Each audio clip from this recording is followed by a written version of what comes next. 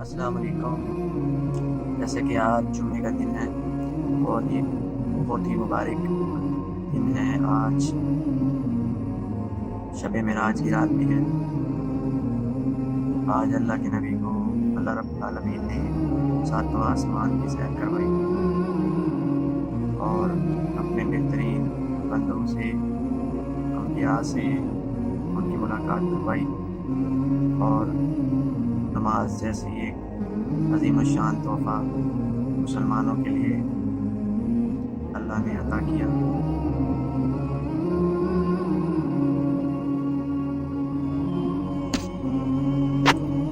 آج ہم اس بارے میں پڑھیں گے کہ پہلے آسمان کا نام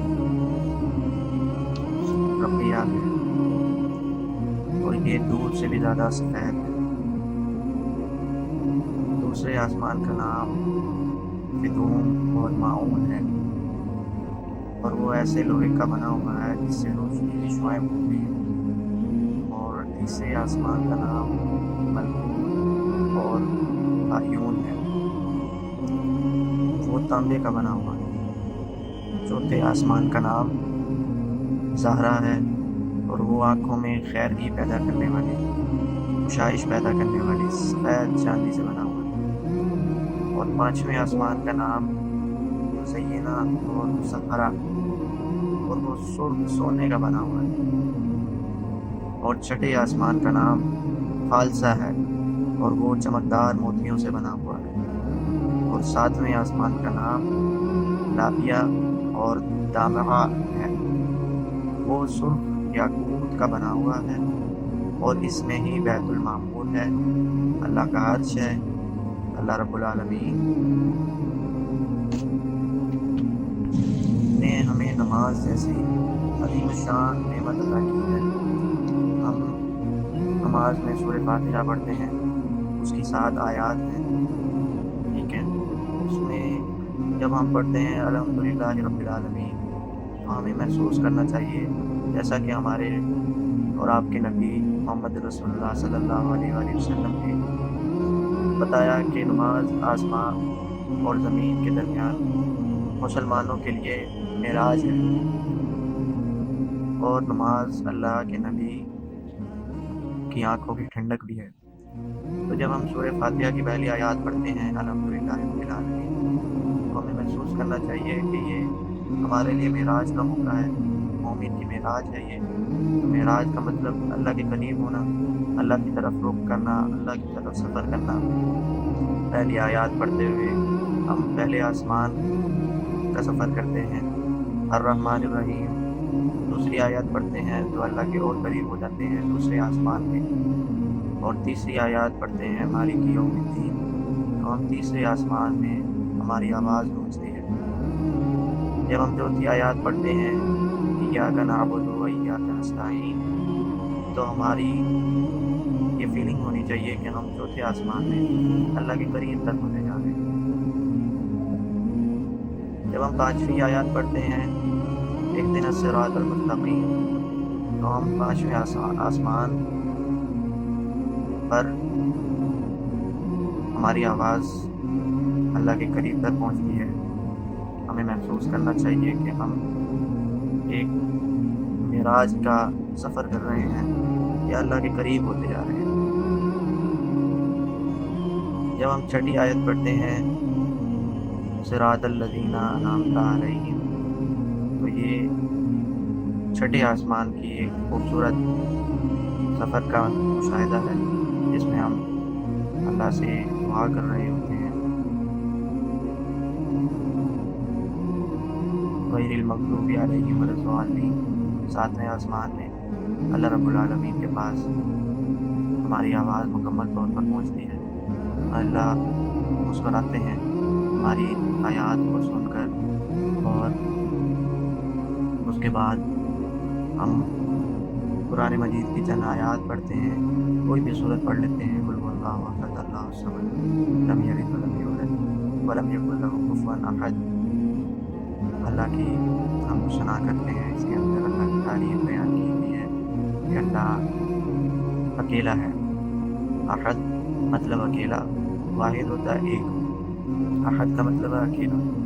اکیلا مطلب اس کے ساتھ کوئی بھی نہیں، اس کے علاوہ کوئی بھی نہیں، اس جیسا کوئی بھی نہیں. اس کے بعد اللہ الصمد، اللہ بے نیاز ہے، ہر چیز سے بے نیاز ہے. بالکل کوئی بھی ایسی شے نہیں ہے، کوئی بھی ایسی چیز نہیں ہے جو اس کی قدرت سے باہر ہو، اور جو وہ کرنا چاہے وہ کر نہ سکتا ہو. وہ بے نیاز ہے. باقی تمام در مخلوق اس کی نیاز مند ہے.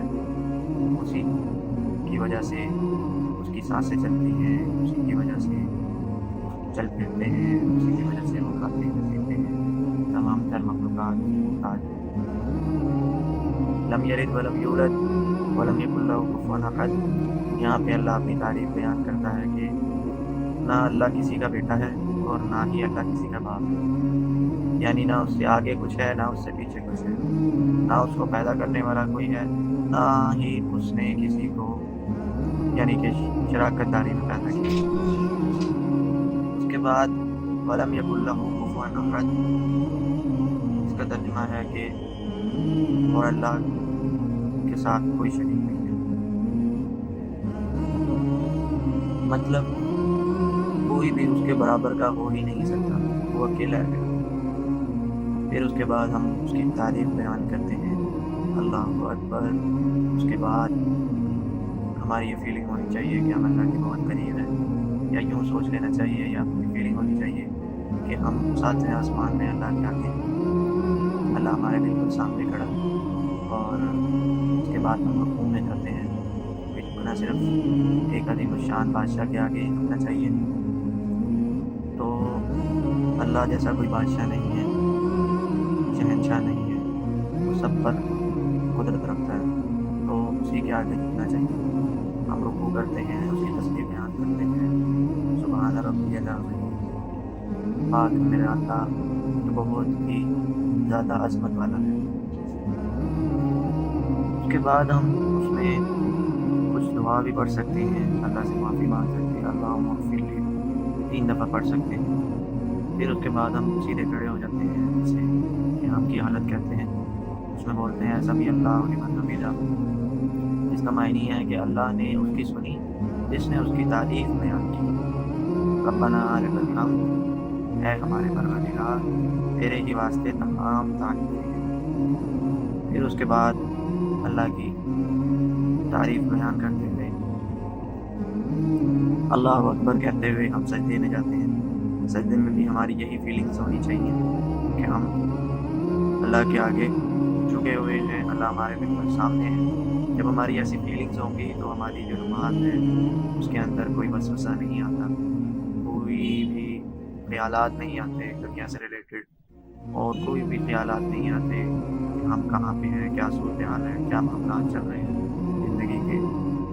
وسوسوں بھری نماز سے چھٹکارا مل جاتا ہے. جب ہم سمجھ کرتے ہیں کہ ہمارا رب ہمیں دیکھ رہا ہے، ہم اس کے سامنے حاضر ہوئے ہوئے ہیں اور بالکل اس کے آگے ہم سجدہ ریز ہیں، تو ہماری نماز میں خشوع و خضوع آٹومیٹکلی جنریٹ ہو جاتا ہے. پھر ہم سجدے میں سبحان ربی الاعلیٰ 3 دفعہ پڑھتے ہیں، جس کا مطلب ہے پاک ہے میرا رب جو بہت ہی بلند و بالا اور برتر ہے. اس سجدے میں بھی ہم دعا کر سکتے ہیں اللہم اغفر لی، اللہم اغفر لی، اللہم اغفر لی، کہ اللہ مجھے معاف فرما، میرے گناہوں سے مجھے چھٹکارا دے. پھر اس کے بعد سجدے سے ہم کھڑے ہوتے ہیں، سجدے سے ہم اٹھ کے بیٹھ جاتے ہیں اور اس میں بھی پڑھتے ہیں اللہم اغفر لی، اللہ مجھے معاف فرما، اللہم اہدنی، اللہ مجھے ہدایت دے، اللہم عافنی، اللہ میرے جسم کو عافیت بخش، اللہم ارزقنی، اے اللہ مجھے رزق عطا فرما، اللہم اجبرنی، اے اللہ میرے سے تنگستیاں دور فرما. پھر اس کے بعد دوبارہ سجدہ کرتے ہیں وہی تسبیح و تعریف کے ساتھ. پھر اس کے بعد اٹھ کے بیٹھتے ہیں اور اتحیات کا موقع آتا ہے ہمارے پاس. اتحیات کا موقع میں ہم ہماری جو تسبیح و تعریف ہے اس کے اندر التحیات للہ والصلوات والطیبات، تمام زبان کی عبادتیں، ہر طرح کی لینگویجز میں جو بھی عبادت کی جاتی ہے، چاہے اس دنیا میں رہنے والی تمام زبانیں ہیں یا اس دنیا سے باہر کی مخلوقات کی تمام زبانیں ہیں، اللہ ہی کے لیے. جتنی بھی عبادتیں کی جائیں وہ اللہ ہی کے لیے ہے. اور بدن کی عبادتیں بھی اللہ کے لیے ہے اور مالی عبادتیں بھی اللہ کے لیے ہے۔ اس کے بعد ہم پڑھتے ہیں السلام علیکہ ایھا النبی ورحمۃ اللہ وبرکاتہ، کہ سلام ہو تم پر اے نبی، اللہ کی رحمت اور اللہ کی برکت ہو تم پر۔ پھر اس کے بعد پڑھتے ہیں السلام علیکہ وعلی عباد اللہ الصالحین، سلامتی ہو ہم پر اور اللہ کے نیک بندوں پر۔ یعنی اس کے اندر آٹومیٹکلی ہم اللہ سے دعا مانگتے ہوئے کہتے ہیں کہ اللہ ہم پر بھی سلامتی نازل فرما اور تیرے نیک بندوں پر بھی سلامتی نازل فرما۔ اس کے بعد ہم پڑھتے ہیں اشہد ان لا الہ الا اللہ واشہد ان محمدا عبدہ ورسولہ، کہ میں گواہی دیتا ہوں کہ اللہ کے سوا کوئی معبود نہیں ہے، اور میں گواہی دیتا ہوں کہ حضرت محمد صلی اللہ علیہ وآلہ وسلم اس کے بندے اور پیغمبر ہیں۔ پھر اس کے بعد ہم اللہ کے نبی پر درود پاک، درود شریف، درود ابراہیمی پڑھتے ہیں، جو ایک بہترین درود ہے۔ اللہم صلی علی محمد وعلی آل محمد کما صلیت علی ابراہیم وعلی آل ابراہیم انک حمید مجید۔ اس میں اللہم صلی علی محمد کا مطلب ہے اے اللہ رحمت بھیج محمد صلی اللہ علیہ وسلم پر اور ان کی اولاد پر، وعلی آل محمد۔ پھر اس کے بعد کما صلیت علی ابراہیم، جیسے کہ تو نے رحمت بھیجی ابراہیم علیہ السلام پر، وعلی آل ابراہیم اور ان کی اولاد پر۔ انک حمید مجید، تو تعریف کے لائق ہے، بڑی بزرگی والا ہے۔ اسی طرح آگے اللہم بارک علی محمد، اے اللہ برکت نازل فرما محمد صلی اللہ علیہ وآلہ وسلم پر، وعلی آل محمد اور ان کی اولاد پر، کما بارکت علی ابراہیم، جیسا کہ تو نے برکت نازل فرمائی ابراہیم علیہ السلام پر اور ان کی اولاد پر، وعلی آل ابراہیم اور ان کی اولاد پر، انک حمید مجید، بے شک تو تعریف کے قابل ہے اور بڑی بزرگی والا ہے۔ اس کے بعد ہم اللہ سے دعائیں مانگ سکتے ہیں، مختلف قسم کی حدیثوں میں مختلف طریقے سے دعاؤں کا ذکر ہے۔ اللہم انی ظلمت نفسی ظلما کثیرا، اور اللہم انی اعوذ بک من عذاب القبر وعذاب جہنم وعذاب النار، اللہم انی اعوذ بک من فتنۃ المحیا والممات ومن شر الفتنۃ المسیح الدجال۔ اس طرح کی کافی ساری دعائیں، رب اجعلنی مقیم الصلاۃ ومن ذریتی ربنا وتقبل دعاء، اس طرح بہت سی خاص دعائیں ہیں، جیسے کہ ہم اپنے والدین کے لیے دعا کر سکتے ہیں، اپنی آباء و اجداد کے لیے دعا کر سکتے ہیں، اپنے لیے دعا کر سکتے ہیں، اپنی اولاد کے لیے دعا کر سکتے ہیں۔ یہ ٹوٹل نماز ہی اللہ کے آگے دعا کرنے والی ایک عبادت ہے، جس کو اللہ کے نبی نے اپنی آنکھوں میں ٹھنڈک کہا، جس کو اللہ کے نبی نے مومن کی معراج بھی کہا۔ جب انسان نماز پڑھتا ہے تو اللہ کے قریب تر ہوتا جاتا ہے، جتنا قریب تر ہوتا جاتا ہے اتنی اس کی دعاؤں میں جو ہے برکت نازل ہوتی ہے، اتنی کہ اس کی دعاؤں کو بڑا غور سے اللہ سنتا ہے اور اس کی دعاؤں کو قبول بھی کرتا ہے۔ کچھ دعائیں ہوتی ہیں جو فوری طور پر قبول ہو جاتی ہیں، کچھ دعائیں ہوتی ہیں جو بعد کے لیے رکھ دی جاتی ہیں، کچھ دعائیں ہوتی ہیں جو اس کی آخرت کے لیے رکھ دی جاتی ہیں۔ کافی سارے موقع ایسے ہوتے ہیں جہاں پہ انسان کو دعاؤں کی ضرورت ہوتی ہے، تو اللہ ایک قسم کی اس کے لیے اسٹوریج کرتا رہتا ہے دعاؤں کی۔ وہ بہتر جاننے والا ہے کہ انسان کو کب کہاں پہ کتنا، کس طریقے سے کتنا زیادہ اور کتنا کم دینا ہے، کیونکہ انسان کو بالکل بھی اس کے بارے میں علم نہیں ہے کہ اس کو کب کتنا چاہیے اور کتنا زیادہ چاہیے۔ اسے تو سب کچھ زیادہ اور ہمیشہ رہنے والا اور ہر وقت موجود رہنے والے سب کچھ زیادہ ہی چاہیے۔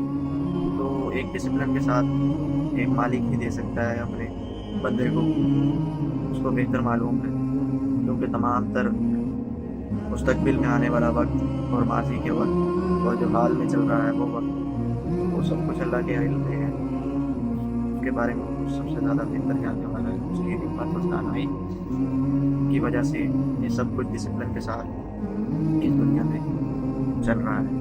اس کے بعد ہم السلام علیکم ورحمۃ اللہ، سلام ہو تم پر اور اللہ کی رحمت ہو کہہ کر اپنی نماز کو مکمل کرتے ہیں۔ تو آج کی اس ویڈیو کو بنانے کا مقصد نماز کی پابندی اور اس میں خوشو کا اہتمام کرنا میرا مقصد تھا کہ زیادہ سے زیادہ لوگوں پر اس بارے میں معلومات پہنچائی جا سکے کہ نماز اللہ کے نبی کی آنکھوں کی ٹھنڈک ہے، اور اس میں اس چیز کو کس نظریے سے دیکھتا ہوں اور اس میں خضوع کرنے کے لیے کیا فیلنگ اختیار کرتا ہوں اور کس طریقے سے سوچتا ہوں کہ نماز میں میں کس مقام پہ، کس جگہ پہ، کس لحاظ سے بیٹھ کر یا کھڑے ہو کر کیا پڑھ رہا ہوں، کس کے لیے پڑھ رہا ہوں، کس کے سامنے پڑھ رہا ہوں، کس کو رکوع کر رہا ہوں، کس کو سجدہ کر رہا ہوں۔